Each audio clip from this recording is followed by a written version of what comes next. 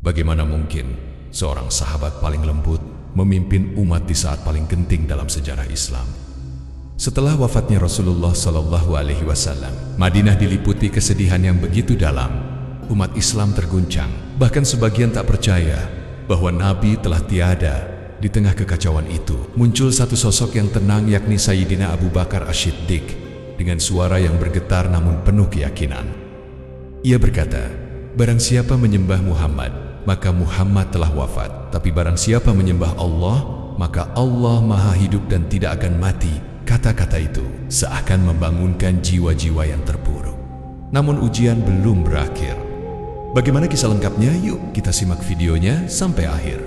Namun sebelum lanjut, mari kita sempatkan untuk bersolawat dan menulis solawat kepada baginda kita Nabi Muhammad Sallallahu Alaihi Wasallam di kolom komentar. Dan insya Allah akan menjadi bukti kecintaan kita kepada Rasulullah Sallallahu Alaihi Wasallam untuk mendapatkan syafaat kelak di akhirat. Dan saya banyak terima kasih kepada sahabatku semua yang telah subscribe, like, komentar, dan share video ini agar menjadi amal jariah, karena ikut men-syiarkan kisah-kisah Islam ke seluruh dunia. Dan saya doakan semoga kita semua dalam keadaan sehat walafiat dan diberi rezeki yang melimpah oleh Allah Subhanahu wa Ta'ala. Amin, amin ya Rabbal Alamin.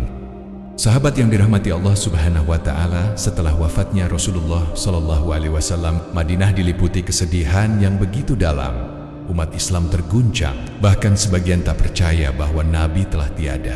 Di tengah kekacauan itu, muncul satu sosok yang tenang, yakni Sayyidina Abu Bakar As-Siddiq radhiyallahu anhu.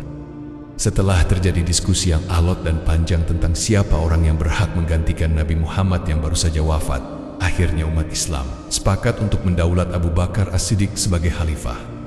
Setelah dibayat, Sayyidina Abu Bakar menyampaikan sebuah pidato yang menyejukkan dan menyatukan kaum Muhajirin dan Ansor yang berselisih dalam penentuan pengganti Nabi Muhammad SAW.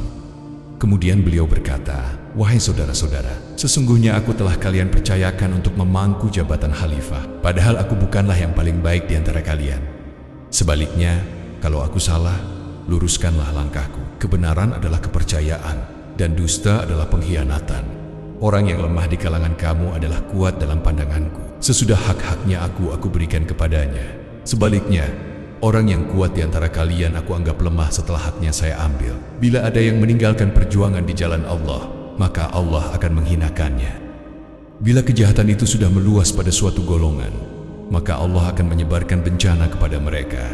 Taatilah aku selama aku masih taat kepada Allah dan Rasul-Nya. Tetapi selama aku tidak taat kepada Allah dan Rasul-Nya, gugurlah kesetiaan kalian kepadaku. Laksanakanlah salat, Allah akan memberikanmu rahmat."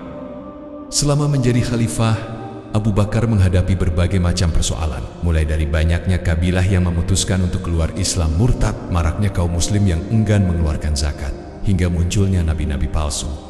Wafatnya Nabi Muhammad membuat keyakinan beberapa kabilah terhadap Islam menjadi goyah, hingga ada sebagian dari mereka yang akhirnya menyatakan diri keluar dari Islam murtad.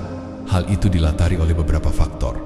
Di antaranya adalah ajaran Islam belum meresap dan mengakar ke dalam hati mereka. Keyakinannya sudah kacau, tidak menyaksikan kegiatan Nabi Muhammad secara langsung, ingin kembali kepada kebebasan politik dan agamanya yang lama setelah Nabi tiada, propaganda dari Imperium Romawi Timur dan Persia, dan lain sebagainya. Kabilah-kabilah yang tinggal di Makkah, Madinah, dan Taif seperti kabilah Ghifar, Bali, Asja, Juhaina, Muzainah, Aslam, dan Khuza'ah sudah memiliki keislaman yang mantap setelah sepeninggal Nabi Muhammad SAW. Hal itu berbeda dengan kabilah-kabilah lain yang tinggal jauh dari ketiga kota pusat Islam tersebut, seperti Bahrain, Oman, Mahrah, Yaman, dan perkampungan kabilah-kabilah di sebelah utara Madinah. Keislaman mereka belum menentu sehingga membuat mereka murtad setelah Nabi wafat. Kabilah-kabilah yang tinggal jauh dari Makkah dan Madinah umumnya menyatakan diri masuk Islam setelah Nabi Muhammad dan umat Islam berhasil menaklukkan Makkah. Fatu Makkah, Nabi kemudian mengutus sahabat-sahabatnya untuk mengajarkan Islam kepada kabilah yang baru memeluk Islam itu. Namun karena berbagai faktor tadi, akhirnya mereka memutuskan untuk keluar dari Islam. Sayyidina Abu Bakar pertama-tama mengirimkan surat kepada orang-orang murtad tersebut. Jika mereka menyambut kembali ajakan memeluk Islam, maka mereka akan dibiarkan. Sementara, jika mereka menolak, maka mereka akan ditindak. Singkat cerita, pasukan umat Islam dan orang-orang murtad bertemu dalam perang Riddah. sebuah peperangan yang sangat menentukan masa depan Islam. Karena jika pasukan Islam kalah, maka masyarakat Arab akan kembali ke dalam kehidupan jahiliyah lagi. Namun, pasukan umat Islamlah yang akhirnya memenangkan peperangan tersebut. Mereka yang murtad terbunuh dalam perang Riddah, sementara mereka yang masih hidup di kalangan kabilah-kabilah itu kembali memeluk Islam. Selain itu, persoalan lain yang dihadapi Khalifah Abu Bakar adalah mereka yang masih menyatakan diri sebagai seorang Muslim, namun enggan menunaikan zakat. Mereka menganggap zakat itu seperti upeti. Sehingga ketika Nabi Muhammad wafat, mereka merasa tidak perlu lagi membayar dan menyetorkannya ke Madinah. Bagi mereka, zakat bisa diberikan kepada siapa saja dikehendakinya. Dengan kata lain, mereka tidak membayar ke Madinah karena tidak tunduk kepada Khalifah Abu Bakar. Di samping itu, ada juga yang tidak mau membayar zakat karena memang dia memiliki sifat kikir. Sayyidina Abu Bakar mengeluarkan keputusan akan memerangi orang-orang yang enggan mengeluarkan zakat tersebut. Meskipun orang tersebut melaksanakan salat, peperangan kedua belah pihak menjadi tidak terelakkan lagi. Pasukan umat Islam berhasil mengalahkan kabilah Ghatafan dan kabilah-kabilah lainnya yang enggan membayar zakat dalam sebuah peperangan di Zulkasah. Sebagian dari mereka langsung menunaikan zakat dan tunduk kepada Khalifah Abu Bakar. Namun sebagian yang lain meninggalkan kampung halamannya dan bergabung dengan nabi palsu, Tulaihah bin Huwailid dari Bani Asad. Pada masa pemerintahan Khalifah Abu Bakar As-Siddiq, dimulai akhir-akhir hidup Nabi, muncul beberapa nabi palsu untuk meyakinkan orang-orang. Mereka mengaku mendapatkan wahyu dari Tuhan. Di antara mereka yang mengaku sebagai nabi adalah Tulaihah bin Huwailid dari Bani Asad di Yaman dan Musailamah Al-Kadzab di Yamamah. Tulaihah dan pasukannya berhasil dikalahkan Khalid bin Walid. Dia kemudian lari di Syam dan menetap di sana. Dia juga kembali memeluk Islam setelah mengetahui kabilah-kabilah yang dahulu menjadi pengikutnya juga kembali kepada Islam. Sementara Musailamah terbunuh dalam perang Yamamah oleh Wahsy, orang yang membunuh Sayyidina Hamzah dalam perang Uhud, dan kemudian masuk Islam.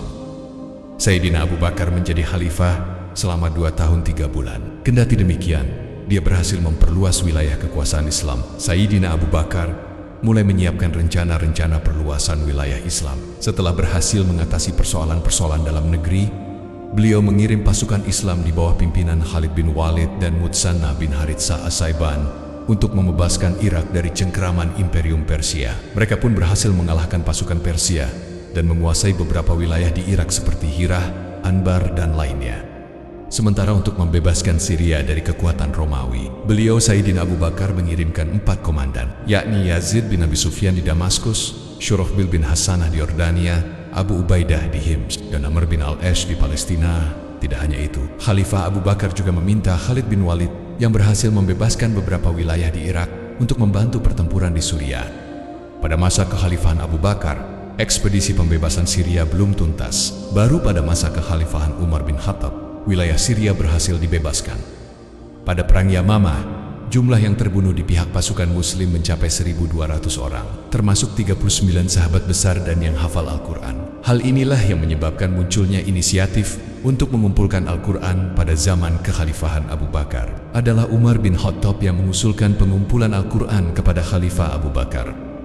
Aku khawatir di tempat-tempat lain akan bertambah banyak penghafal Al-Quran yang akan terbunuh, sehingga Al-Quran akan banyak yang hilang. Kecuali jika kita himpun, aku ingin mengusulkan supaya Al-Quran dihimpun, kata Umar bin Khattab kepada Abu Bakar.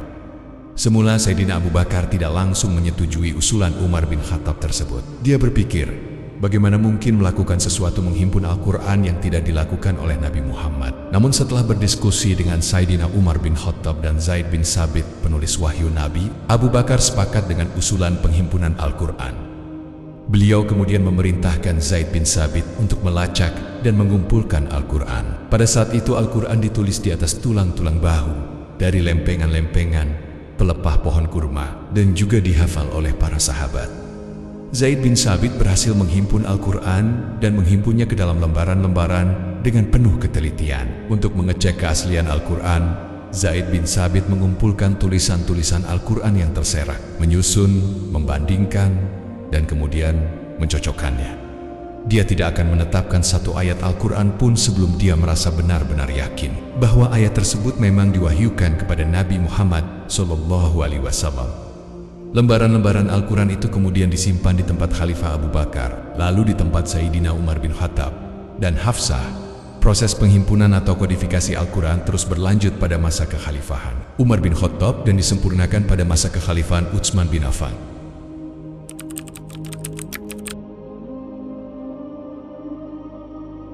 Rasulullah SAW pernah dalam sebuah khotbah mengatakan, sesungguhnya Allah memberikan tawaran kepada seorang hamba antara dunia dan apa yang ada di sisinya. Ternyata hamba itu lebih memilih apa yang ada di sisi Allah. Beliau Sayyidina Abu Bakar As-Siddiq menangis. Para sahabat yang lainnya pun heran. Hingga akhirnya diketahui bahwa hamba yang dimaksud Nabi itu tak lain adalah Abu Bakar. Mereka memang mengakui keutamaan pribadi sahabat yang juga mertua Rasulullah itu. Dalam kesempatan lain, Nabi menyebut orang yang paling besar jasanya dalam persahabatan dan kerelaan mengeluarkan hartanya adalah Abu Bakar. Andai saja aku diperbolehkan memilih kekasih selain Rabbku, pasti aku akan menjadikan Abu Bakar sebagai kekasih. Tapi cukuplah antara aku dengan Abu Bakar ikatan persaudaraan dan saling mencintai karena Islam, kata Rasulullah SAW. Sayyidina Abu Bakar termasuk kelompok orang yang paling awal masuk Islam, as-sabiqunal awalun. Selain loyalitasnya yang sangat tinggi terhadap Rasulullah, ia juga dikenal sebagai sosok yang amat zuhud dan punya keistimewaan lebih dari para sahabat lain. Reputasi di mata Nabi dan sahabat-sahabat inilah yang membuatnya dipercaya mengemban amanat sebagai khalifah pertama selepas Rasulullah wafat. Banyak pelajaran yang bisa dipetik dari kehidupan Sayyidina Abu Bakar, baik melalui keteladanannya atau petuah-petuah yang disampaikannya. Salah satu yang bisa ditimba adalah cerita tentang saat-saat beliau menjelang wafat. Suatu kali Sayyidah Aisyah, putri beliau yang juga istri Rasulullah, datang kepada Abu Bakar yang kala itu sedang sakit. Wahai ayah, bagaimana bila aku panggilkan dokter? Tanya Aisyah. Ayah sudah ditangani dokter. Lalu, apa kata dokter? Tanya Aisyah penasaran. Ayah boleh melakukan apa yang ayah inginkan. Pernyataan dokter semacam ini menunjukkan bahwa sakit Abu Bakar cukup parah dan mendekati kematian. Dengan kain mana aku nanti mengafani jenazah ayah? Dengan baju yang biasa aku pakai saat makmum salat bersama Rasulullah. Baju itu sudah usang. Apa tidak sebaiknya aku belikan kain kafan yang baru? Tanya Sayyidah Aisyah. Orang hidup lebih berhak atas sesuatu yang baru ketimbang orang mati, jawab Sayyidina Abu Bakar. Dialog Sayyidah Aisyah dan Sayyidina Abu Bakar tersebut membuktikan kematangan psikologi mereka dalam menyikapi fenomena kematian. Kematian bukan hal yang menyeramkan. Mati pasti terjadi sebagai jembatan berjumpa seorang hamba kepada Rabb-Nya, lalu mempertanggungjawabkan apa yang manusia perbuat selama di dunia. Pilihan Abu Bakar agar dikafani menggunakan baju lusuh yang biasa dikenakan saat sholat berjamaah dengan Nabi mengesankan setidaknya dua hal. Pertama, kecintaan beliau yang begitu mendalam terhadap Rasulullah SAW. Kedua, bukti kebersahajaan Abu Bakar yang istiqomah saat hidup hingga maut menjemput. Yang paling menarik adalah saat ia menjawab tawaran Sayyidah Aisyah yang hendak membelikan kain kafan baru. Ia menampiknya dengan alasan bahwa barang baru hanya layak untuk orang hidup, bukan orang mati. Pernyataan yang terakhir ini sejatinya bukan sekadar penolakan, melainkan pula pesan untuk mereka yang masih hidup, bahwa gemerlap duniawi tak lagi dibutuhkan ketika jasad seseorang sudah tertimbun di dalam tanah. Dari seorang sahabat setia menjadi pemimpin di masa tergelap hingga akhir hayatnya yang penuh keikhlasan. Pertanyaannya sekarang, mampukah kita meneladani keimanan Khalifah Abu Bakar saat diuji dalam kehidupan kita? Semoga di akhirat kelak kita semua dikumpulkan bersama beliau, baginda Nabi Muhammad SAW dan para sahabat-sahabatnya.